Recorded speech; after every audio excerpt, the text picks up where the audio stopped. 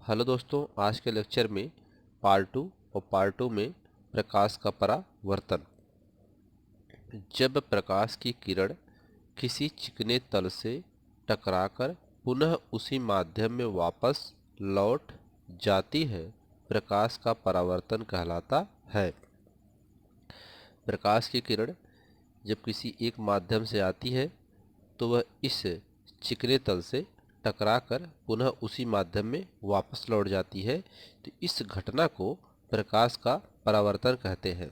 तो इसकी परिभाषा बनती है कि जब प्रकाश की किरण किसी माध्यम से आती है तो टकराकर पुनः उसी माध्यम में वापस लौट जाती है, इस घटना को प्रकाश का परावर्तन कहते हैं। या आप इस परिभाषा को ले सकते हैं कि जब प्रकाश की किरण किसी चिकने तल से टकराने के बाद पुनः उसी माध्यम में वापस लौट जाती है तो प्रकाश का परावर्तन कहलाता है। ठीक है, तो वही परिभाषा इसमें लिखी गई है कि जब प्रकाश की किरण किसी चिकने तल से टकराकर, प्रकाश की किरण आई, इस चिकने तल से टकराकर पुनः उसी माध्यम में, और ये सब माध्यम यह जो है वो कोई एक माध्यम है, एयर मीडियम मान लेते हैं, तो यहाँ पे हवा का माध्यम है, तो उसी माध्यम में वापस लौट जाती है, प्रकाश का परावर्तन कहलाता है। अब इसमें परावर्तन में जो किरण आती है उसे आपतित किरण, और टकराने के बाद उस चिकने तल से जब किरण लौटती है उसी माध्यम में उसे परावर्तित किरण कहते हैं। इस पर यह एक अभिलंब डाला गया है जो इन दोनों किरणों को दो बराबर कोणों में विभाजित करती है। तो जिधर से किरण आती है उस वाले के कोण को आपतन कोण, और जिधर से किरण जाती है उसकी तरफ के कोण को परावर्तन कोण कहते हैं। ठीक है, अब परावर्तन के दो नियम होते हैं। परावर्तन के दो नियम होते हैं परावर्तन के दो नियम होते हैं, और ये जो देख रहे हैं आप तल जो है यह चिकनी सतह है, यानी परावर्तक पृष्ठ है, जिससे प्रकाश की किरणें परावर्तित होकर के या टकरा करके लौटती हैं, वह वस्तु या वह पृष्ठ परावर्तक कहलाता है। ठीक है, तो परावर्तन के दो नियम होते हैं। पहला आपतित किरण, परावर्तित किरण और आपतन बिंदु। ठीक है, तीनों एक ही पृष्ठ पर होते हैं या एक ही तल पर होते हैं। तो वही इसमें लिखा गया है, आपतित किरण, परावर्तित किरण तथा आपतन बिंदु तीनों एक ही पृष्ठ में होते हैं। इसका दूसरा नियम क्या है, आपतन कोण यानी ये वाला कोण और परावर्तन कोण, ये दोनों कोण बराबर होते हैं। तो यहाँ पर लिखा गया है आपतन कोण I तथा परावर्तन कोण R के बराबर होता है, अर्थात कोण I बराबर कोण R, ये आपतन कोण को I से और परावर्तन कोण को R से प्रदर्शित करते हैं। आइए इस पर एक उदाहरण देखते हैं। उदाहरण नंबर 1, यदि किसी समतल पृष्ठ पर आपतित किरण अभिलंब के साथ 45 अंश का कोण बनाती है तो परावर्तित किरण अभिलंब के साथ कितने डिग्री का कोण बनाएगी। कह रहा है कि कोई इस समतल पृष्ठ है, इस समतल पृष्ठ से पर आने वाली आपतित किरण इस अभिलंब के साथ 45 अंश का कोण बनाती है, अर्थात I बराबर 45 अंश। तो जो परावर्तित किरण है वह अभिलंब के साथ कितना कोण बनाएगा। तो परावर्तन के नियमानुसार अभी हम लोग पढ़ रहे हैं, परावर्तक के नियमानुसार आपतन कोण I बराबर परावर्तन कोण R, यानी आपतन कोण परावर्तन कोण आपस में बराबर होते हैं, तो कोण I बराबर कोण R हो जाएगा। अब इसमें दिया है कोण I बराबर 45 डिग्री, तो कोण I जब 45 दिया है तो कोण R भी कितना हो जाएगा, इस I का मान रख देंगे 45 डिग्री, तो कोण R भी कितना हो जाएगा, 45 डिग्री हो जाएगा। ठीक है, तो परावर्तित किरण अभिलंब के साथ 45 अंश का कोण बनाएगी। क्यों? क्योंकि दोनों I और R आपस में बराबर होते हैं, इसलिए दोनों का कोण का मान बराबर होगा। इसके बाद है परावर्तक प्रकाश के परावर्तन की महत्वपूर्ण परिभाषाएं हैं कुछ, उसको देख लेते हैं। पहला है परावर्तक पृष्ठ। परावर्तक पृष्ठ किसे कहते हैं? तो ये आप देखते हैं, ये जो यम और यम डैश है, यह क्या है? परावर्तक पृष्ठ है। यहाँ परावर्तक पृष्ठ है, तो इसकी परिभाषा देखते हैं। प्रकाश जिस पृष्ठ से टकराकर परावर्तित यानी वापस होता है, वह परावर्तक पृष्ठ यम यम डैश कहलाता है। यह यम यम डैश क्या है? परावर्तक पृष्ठ है। तो प्रकाश जिस पृष्ठ से टकराता है और टकरा करके वापस लौट जाता है, तो वही क्या कहलाता है? परावर्तक पृष्ठ कहलाता है। तो यम और यम डैश क्या है? परावर्तक पृष्ठ है। ठीक है। आपतित किरण। आपतित किरण मीन्स क्या है? ये आने वाली किरण।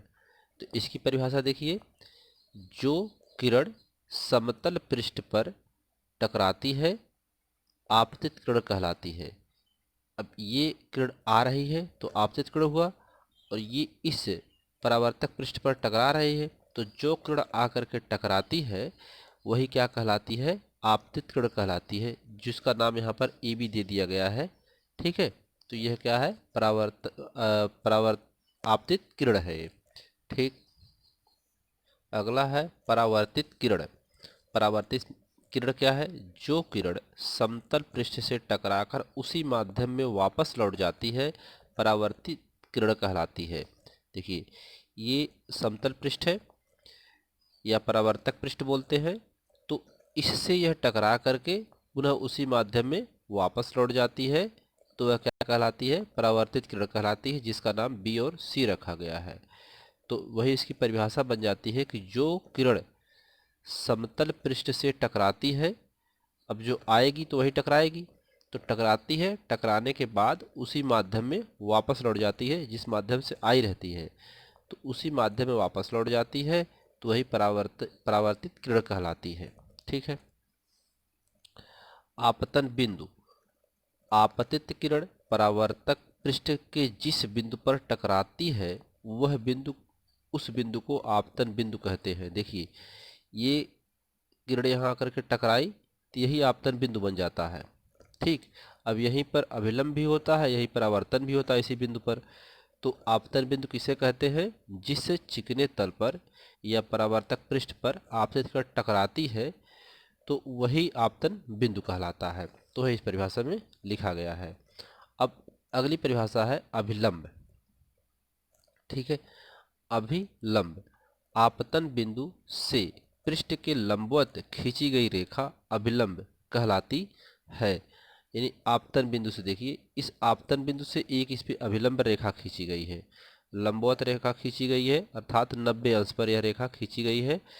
तो इस रेखा को क्या कहेंगे? अभिलंब कहते हैं। यानी एन और बी क्या है? अभिलंब है। ठीक है। तो जो आपतन बिंदु से लंबवत रेखा खींची जाती है उसे क्या कहते हैं? अभिलंब कहते हैं। तो है इस परिभाषा में लिखा गया है। आपतन कोण। आपतित किरण व अभिलंब के मध्य बना कोण आपतन कोण कहलाता है। इसे आई से प्रदर्शित करते हैं। देखिए, आपतित किरण और अभिलंब, ये अभिलंब है, तो इनके बीच में जो कोण बनता है अर्थात आई कोण बना है, तो यह आई कोण क्या कहलाता है? आपतन कोण कहलाता है। ठीक। अगला है परावर्तन कोण। परावर्तन कोण क्या है? परावर्तित किरण तथा अभिलंब के मध्य बना कोण परावर्तन कोण कहलाता है। इसे आर से प्रदर्शित करते हैं। देखिए, ये अभिलंब है और ये परावर्तित किरण है, इसके मध्य में कोण आर बना है, तो यह परावर्तन कोण कहलाएगा। ठीक है। इसके बाद आता है परावर्तन के प्रकार। अब परावर्तन के प्रकार क्या हैं उनको देखते हैं। तो परावर्तन के प्रकार में प्रकाश का परावर्तन को दो भागों में बांटा गया है। एक होता है नियमित और दूसरा होता है अनियमित। तो पहले देखते हैं नियमित परावर्तन क्या है। नियमित परावर्तन में जब प्रकाश की किरणें परावर्तक पृष्ठ से समांतर परावर्तित होती हैं, तो उसे नियमित परावर्तन कहते हैं। इस फिगर में देखिए आप, यम और यम डैश, यह क्या है? परावर्तक पृष्ठ है। तो इस परावर्तक पृष्ठ पर आपतित किरणें, जो किरणें आ रही हैं, ये बहुत सारी किरणें इस पे आ रहे हैं और टकराने के बाद और एक समांतर आ रही है, ठीक है, इनके जो बीच की दूरी है वह समान है और टकराने के पश्चात जब पुनः उसी माध्यम में जाती हैं तो एक समांतर रूप में जाती हैं। इनके बीच की डिस्टेंस हमेशा बराबर होती है तो समांतर जाएंगी परावर्तित किरणें। यह नियमित परावर्तन कहलाता है, यानी जिस कोण पर आती हैं उसी कोण पर वापस जाती हैं। तो यह आपतित किरणें परावर्तित किरणें का जो आने का समांतर क्रम है वह नियमित बना रहता है, तो यह नियमित परावर्तन कहलाता है। तो यही इसकी परिभाषा बनती है कि जब प्रकाश की किरणें परावर्तक पृष्ठ से समांतर परावर्तित होती हैं, ठीक, समांतर परावर्तित होती है तो उसे नियमित परावर्तन कहते हैं। दूसरा देखते हैं अनियमित या विसरित परावर्तन। अनियमित, जब प्रकाश की किरणें किसी खुरदरे यानी असमतल पृष्ठ से परावर्तित होने के बाद विभिन्न दिशाओं में फैल जाती है, इन्हें अनियमित परावर्तन कहते हैं। अब ये देखिए, खुरदरा पृष्ठ है कोई या टेढ़ा मेढ़ा पृष्ठ है, तो इस पे जो किरणें आ रही हैं एक समांतर रूप से आती हैं, लेकिन जब इनका इस परावर्तक पृष्ठ से टकराती हैं तो टकराने के पश्चात विभिन्न दिशाओं में फैल जाती हैं। तो इस प्रकार के किरणों का विभिन्न दिशाओं में फैलना परावर्तन के बाद वह अनियमित परावर्तन या विसरित परावर्तन कहलाता है। अब इसमें देखते हैं कि इसका दैनिक जीवन में उपयोग क्या है। दैनिक जीवन में विसरित परावर्तन के दो उपयोग बताइए, यानी अनियमित या विसरित परावर्तन के उपयोग। उदाहरण नंबर 2 है, कमरे की खिड़की में लगा खुरदरा कांच या खुरदरा कांच प्रकाश का, यह खुरदरा कांच प्रकाश का विसरित परावर्तन से बचाता है जिससे आँखों पर चमक नहीं आती है। यानी जो खिड़की हम लोगों के घरों में लगती है वह उसमें जो कांच लगा होता है उस पर अगर प्रकाश की किरणें आती हैं तो परावर्तित नहीं होती हैं, यानी उस पर चमक नहीं आती है।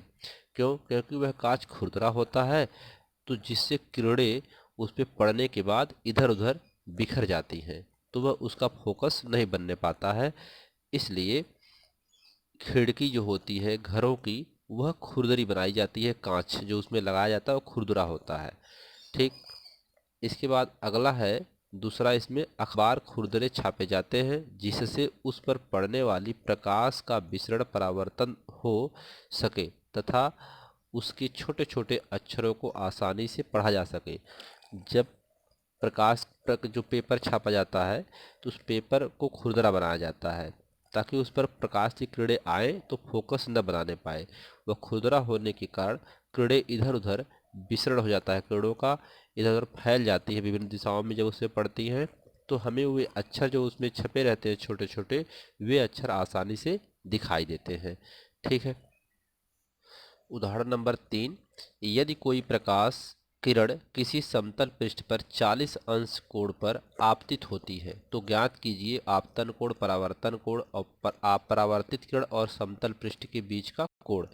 यानी ये कह रहा है यह कोई चिकना तल है और जो किरण आ रही है इस पे, ये जो किरण आ रही है तो ये किरण जो आ रही है ए बी, यह किरण इससे टकराने के बाद पुनः उसी माध्यम में वापस लौट जाती है। तो जो आ रही है वो समतल पृष्ठ से 40 डिग्री पर आ रही है, ठीक। पूछ रहा है कि ये कोण आपतन कोण, परावर्तन कोण और ये जो समतल पृष्ठ परावर्तक पृष्ठ है और यह समतल पृष्ठ है और परावर्तित किरण के बीच का कोण, यह कोण, ये कोण, ये कोण, ये 3 कोण पूछ रहा है।